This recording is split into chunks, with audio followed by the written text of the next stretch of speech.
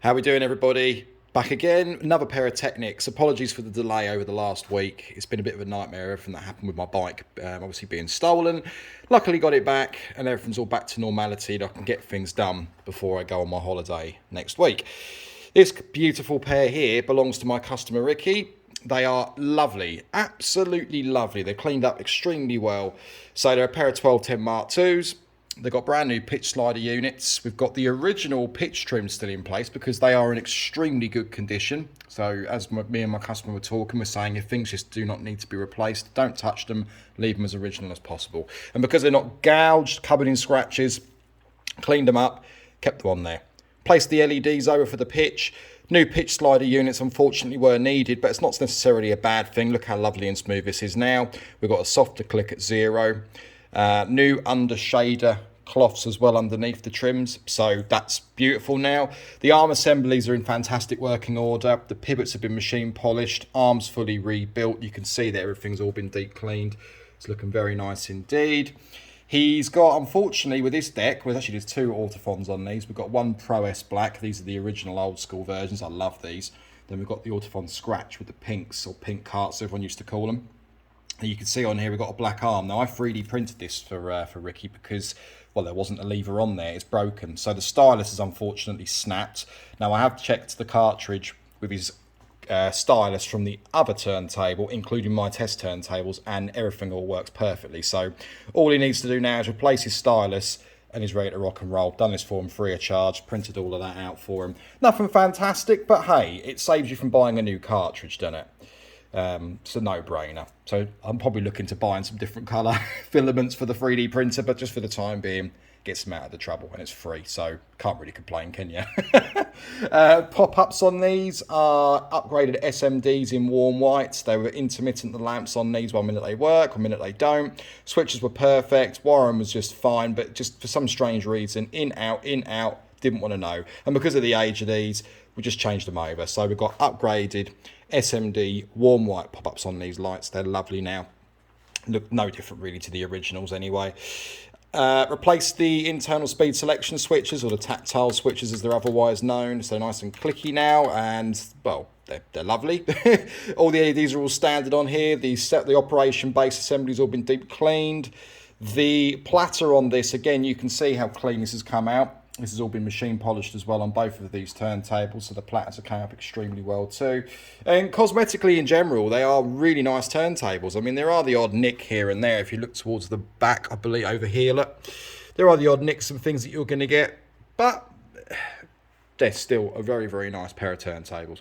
Arms are fine. There's no nasty bends or anything in the arms, really. I mean, if you look here, for an example, you can see the height differences between the two, so there is a slight difference in height between both of these, and I'm not surprised really because the other one's got had the broken Concord, but nothing to really cry home about. But ironically, it must have been this cartridge on this turntable because that's slightly lower. But the bearings are fine, absolutely fine, so I'm happy with this. They track fine as well. I mean, I get a lot of turntables come through my doors that have got really bad arms. I mean, there's a pair here at the moment. I'll do a video on a little bit later on today. That the arms on them are, well, they're angled down, they've been pushed in at some point. The bearing on one was knackered, and they're all at different heights, but not necessarily doesn't really mean that you immediately need to go out and buy a new tone arm tube or new tone arm assembly just because you've got a slight kink in an arm. I mean, look, if things track and you're happy with how they play, then leave it as it is, okay? Unless you are really OCD with cosmetics and you like having things looking exactly the same. I know it's not ideal, but not everybody can afford to start shelling out hundreds of pounds, including labour and things, to change things over. Arm tubes are not expensive, okay? Everybody in the industry now knows that you can buy these quite easily. Obviously, labour involved, and it's probably about an hour's labour to fit one.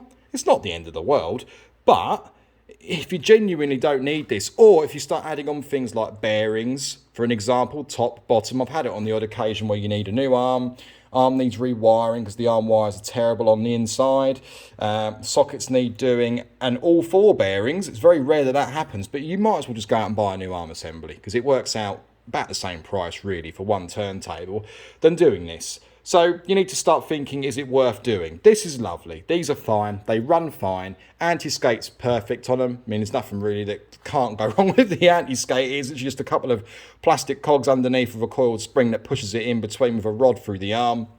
That's fine. For DJ use, you're leaving them on 0 anyway. The heights on these have been left at 0. Any pair that goes back to customers are all just set back to default on either their heaviest setting or lowest setting. In this case, 0, 0, and the weight's all the way in. That's just what I do with these. There's no point in setting these up for customers, because when you get these back, you need to start messing around with obviously the grams on the back, and I'm not doing that. If you're putting them in the back of a car, they could move, they could come off. It's too risky. Just leave them as they are.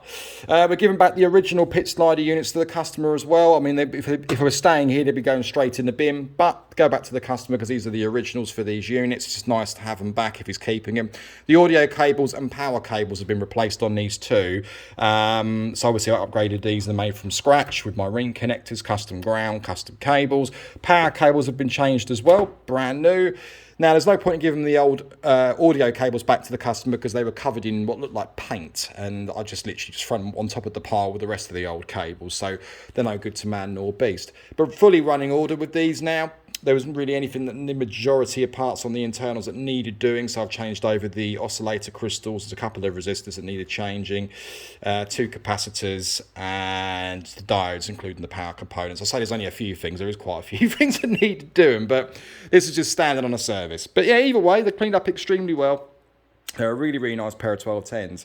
And Ricky, I think, is coming to get them. So I think, so obviously today is Monday, that's it. So he's coming to get these from me, I think today actually, today or tomorrow. My mind's all over the place at the moment, guys, sorry. It's Tuesday today, isn't it?